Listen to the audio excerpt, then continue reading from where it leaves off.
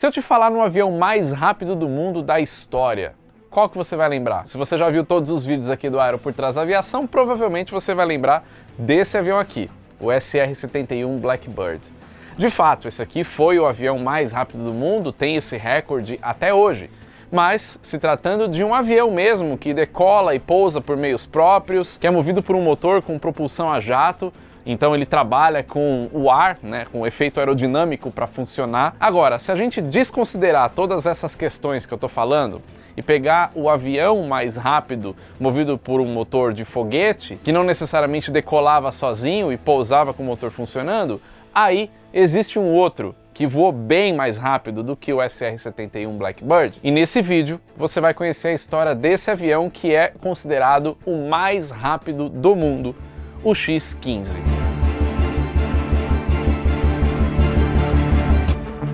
Fala pessoal do Aero, tudo bem? É um pouco confusa essa questão de qual avião é mais rápido, se é o SR-71, se é o X-15, que eu vou falar nesse vídeo, mas o X-15 é mais rápido, só que por que ele é o mais rápido do mundo se a gente considerar foguetes que vão mais rápido ainda do que o X-15? Vamos dividir então essa questão. O SR-71 é o avião militar mais rápido do mundo até hoje, batia velocidades de Mach 3.3, ou seja, mais de 3 vezes a velocidade do som. Só que ele funcionava como um avião mesmo. Ele decolava sozinho de um aeroporto, fazia o seu voo, tinha uma grande autonomia, a propulsão era feita através de motores a jato e ramjet combinado, por isso que a frente do motor do SR-71 tem essa ponta aqui. Eu não vou explicar como esse avião funcionava, porque tem o vídeo dele aqui no canal, inclusive vídeo específico de como esse motor funcionava. Agora, existem os foguetes, que vão a velocidades altíssimas, só que foguetes não têm a aerodinâmica de uma aeronave. O foguete ele não voa como um avião, através de asas. Ele funciona com a propulsão do motor de foguete, que impulsiona ele até uma determinada altitude, que ele entra aí na órbita e faz o que precisa fazer sem necessariamente voar. O X-15, a gente pode dizer que é uma combinação dessas duas coisas, porque o X-15 é considerado um avião, ou seja, ele era capaz de voar com as suas próprias asas, apesar de ter uma sustentação baixíssima. Ele era movido com motor de foguete, mas ao mesmo tempo o X-15 não era um foguete, ele não servia para entrar em órbita, ele não decolava como um foguete, ele decolava a partir de outro avião. Agora que ficaram claras essas diferenças, eu vou contar a história do avião mais rápido da história.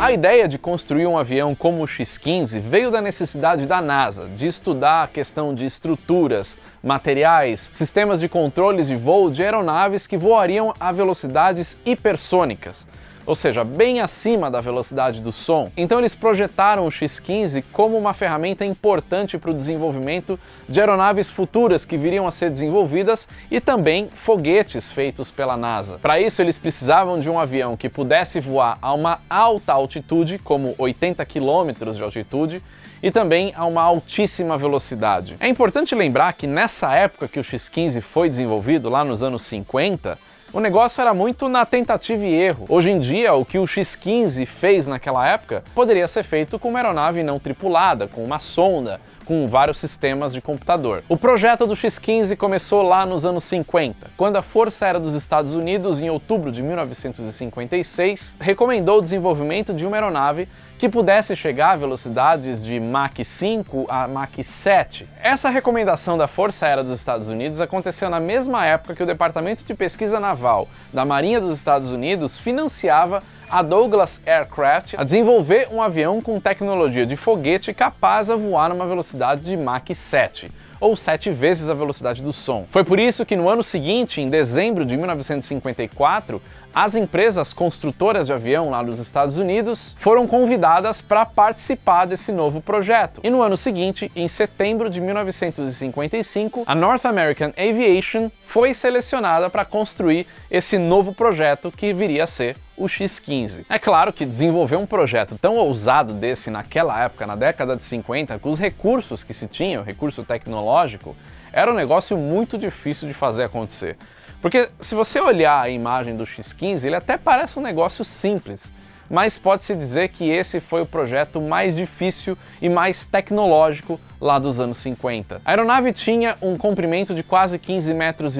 A envergadura era curta, quase 7 metros. Altura, um pouco mais de 4 metros. Um peso vazio de 6.622 quilos. Um peso máximo de decolagem de quase 15 toneladas e meia, onde boa parte desse peso era combustível. O alcance para um avião rápido como esse era curto, 450 quilômetros. Ele seria capaz de fazer um voo suborbital a 108 mil metros de altitude.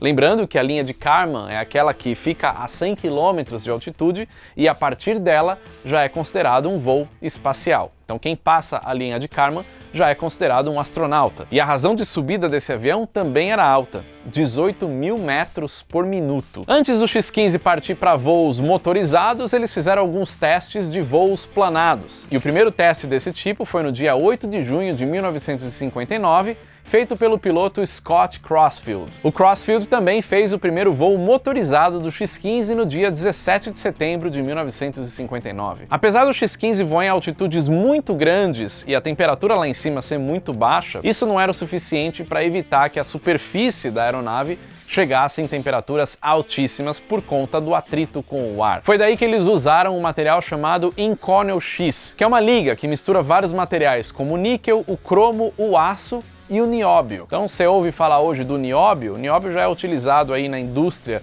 aeronáutica em algumas coisas específicas há bastante tempo, por ser um material extremamente resistente e ao mesmo tempo extremamente leve. Essa liga foi utilizada principalmente na parte externa do avião, em pontos que poderiam chegar à temperatura de 1.200 graus Celsius, por conta do atrito com o ar. No restante da aeronave, em pontos que não chegavam a temperaturas tão altas e também mais nas partes internas, foram utilizados outros materiais, como liga de alumínio, por exemplo, mas uma liga super resistente, liga de titânio, aço e outros materiais. Agora, e para fazer um avião chegar a uma velocidade tão alta como eles queriam com o X-15? Que motor que esse avião precisava utilizar?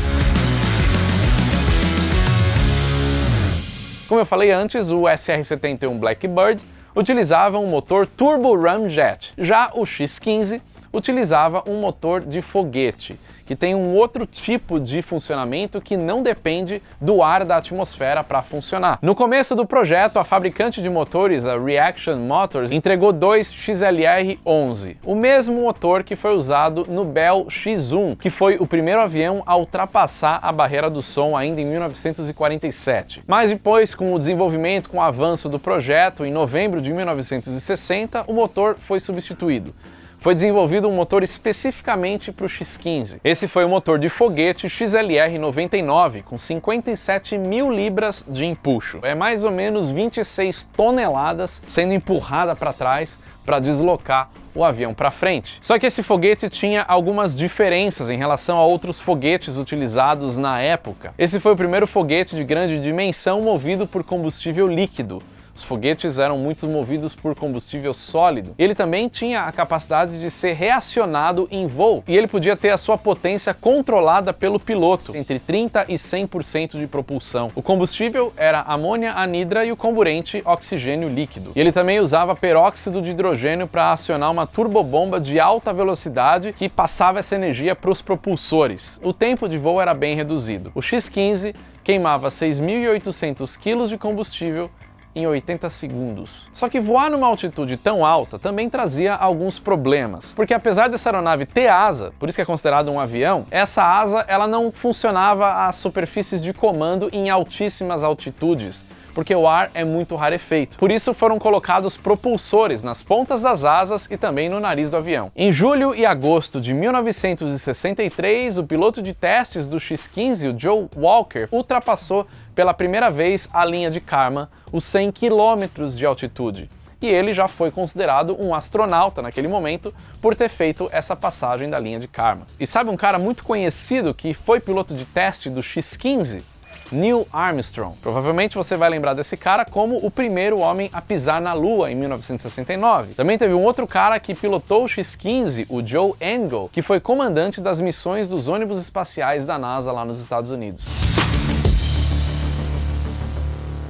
Diferente do SR-71 Blackbird e outras aeronaves que decolam de uma pista de aeroporto por meios próprios, o X-15 não funcionava desse jeito. Ele era acoplado a um B-52 modificado, B-52 é aquele bombardeiro americano famoso que tem 8 motores, asa alta. Então o X-15 ia embaixo desse B-52, o avião ia até uma altitude de 45 mil pés, ou pouco mais de 13.700 metros. Lá o X-15 era lançado, então ele era desacoplado, acionava o foguete e continuava a sua trajetória subindo. E o voo motorizado durava aí 80 e poucos segundos, queimava todo o combustível, mas era o suficiente para o avião chegar a uma altitude de 106 mil metros. A partir daí, começava um voo planado, uma descida bem íngreme para poder retornar ao aeroporto, fazer o pouso. Inclusive, esse voo íngreme planado para chegar ao seu pouso foi muito útil para desenvolver técnicas que foram utilizadas posteriormente, anos mais tarde, décadas mais tarde, nos ônibus espaciais da NASA. E quando esse avião bateu o recorde, que é mantido até hoje como o avião mais rápido do mundo,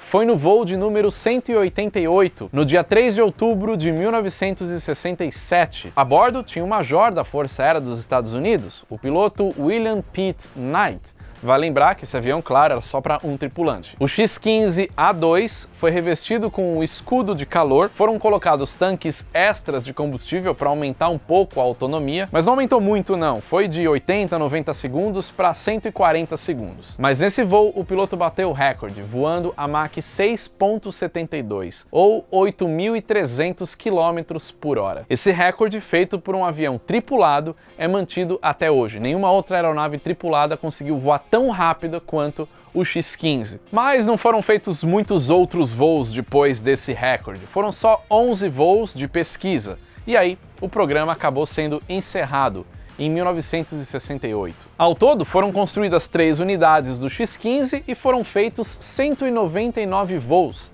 entre 1959 e 1968. Infelizmente, o X-15 número 3 acabou sendo perdido em um acidente fatal. O piloto Michael James Adams acabou morrendo quando ele estava voltando de um voo suborbital, e aí teve esse problema, o avião sofreu um acidente, isso aconteceu em 1967. A verdade é que o programa do X-15 foi muito útil para os americanos e para o programa espacial e para o desenvolvimento de várias outras tecnologias que foram feitas depois. O programa do X-15 foi reconhecido como o programa mais bem-sucedido da história e ajudou a tornar possível voos hipersônicos e também o voo espacial tripulado. E aonde estão esses aviões que foram tão importantes para a história da aviação? O primeiro exemplar do X-15 está lá no museu, o National Air and Space Museum em Washington, D.C., capital dos Estados Unidos. E o segundo exemplar está no National Museum of United States Air Force em Dayton, Ohio.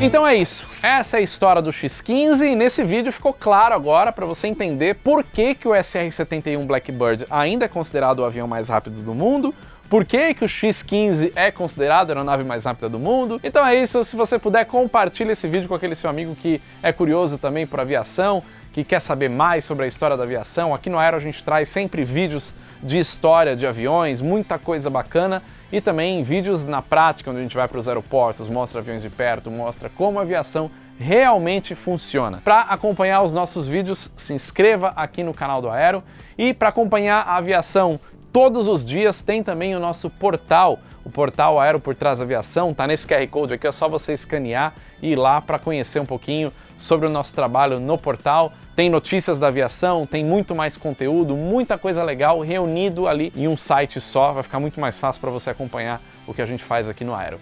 Beleza? E ó, não esquece, a gente tem produto novo na loja do Aero também, camisetas com estampas de aviação e também outros produtos sempre com esse tema. Conheça lá, loja do Aero é aeroportrasaviação.com.br, o link está aqui embaixo na descrição. É isso aí, valeu e até o próximo vídeo.